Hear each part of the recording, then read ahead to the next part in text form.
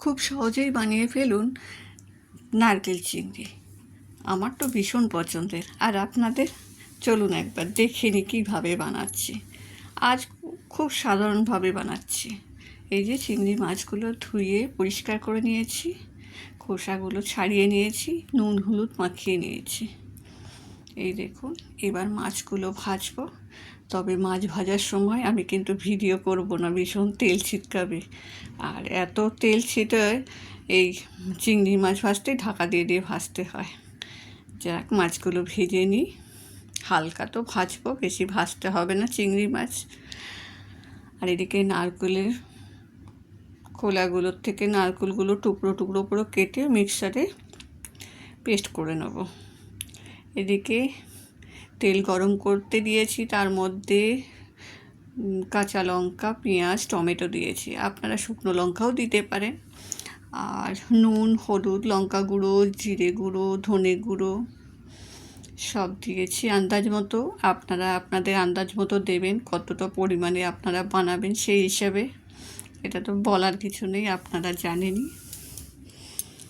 দেখুন, এটাতে রসুন দিয়েও বানাতে পারেন, তবে আজ শুধু পেঁয়াজ আর টমেটো দিয়েই বানাবো, কাঁচা লঙ্কা দিয়ে। আর আমার স্পেশাল ভাজা মশলা আছে, সেটা একটু দিয়ে দিয়েছি। পরপর সব মশলাগুলো দিয়ে দিয়েছি।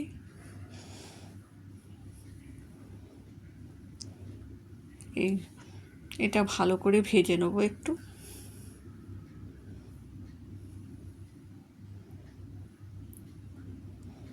একটু লাল লাল করে ভেজে নেবো, যাতে টমেটোগুলো একটু গলে যায়, পেঁয়াজগুলো লাল লাল হয়ে যায়। তারপর নারকেলের পেস্টটা দিয়ে দেবো।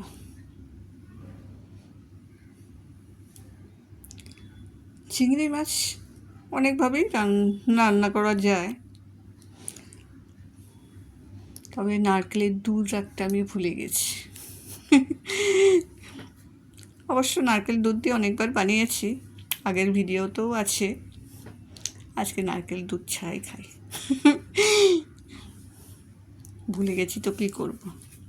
এইটা একটু ভেজে নেবো। এই যে এবার একটু টক দই দিয়ে দিলাম, স্বাদটা বেশ ভালো হবে।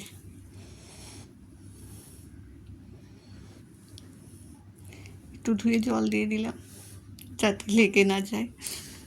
একটু ভালো করে কষিয়ে নেব।